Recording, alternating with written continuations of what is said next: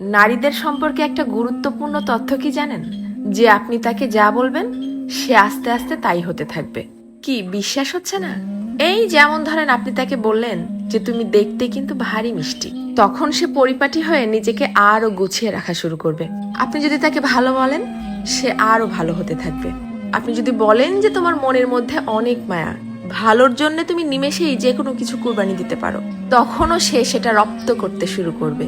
কিন্তু যখনই আপনি তার খুঁত ধরা শুরু করবেন, তার ছোট ছোট ভুলগুলোকে বড় বানিয়ে তাকে সবার সামনে অপমান করে ছোট করবেন, সে এটা পারে না, সে ওটা করে না, সে একজন বেয়াদব, সে একজন অসভ্য, মুখে মুখে তর্ক করে, সে একজন মারাত্মক রাগী তেজি জিদ্দি মহিলা, এ ধরনের কথাগুলো যখন তাকে কষ্ট দিয়ে বলবেন, সে কিন্তু আস্তে আস্তে তাই হতে থাকবে। কারণ তখন সে ইতোমধ্যেই জেনে গেছে যে আমার আর ভালো কিছু প্রকাশ করার মতো কিছু নেই।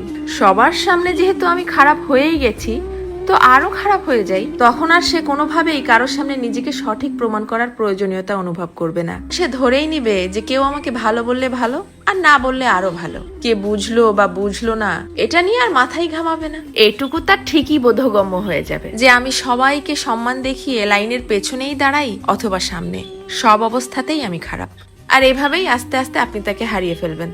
আর একজন নারী কখনোই একদিনে বা একটা কারণে নিজেকে সরিয়ে নেয় না, এর পেছনে থাকে কোটি কোটি কারণ।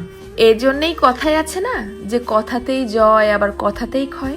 কারো ভুল ধরিয়ে দিতে হয় একান্তে, সবার গোপনে। আর কারো প্রশংসা করতে হয় তাকে সামনে রেখেই সবার সামনে। কারো প্রশংসা করাও কিন্তু একটা মহৎ গুণ, যা মানুষের স্বভাব এবং আচরণকে নিমিষেই পরিবর্তন করতে পারে। মানুষ কথা তো বলতে শিখে যায় 2 বছরে, কিন্তু কোন কথা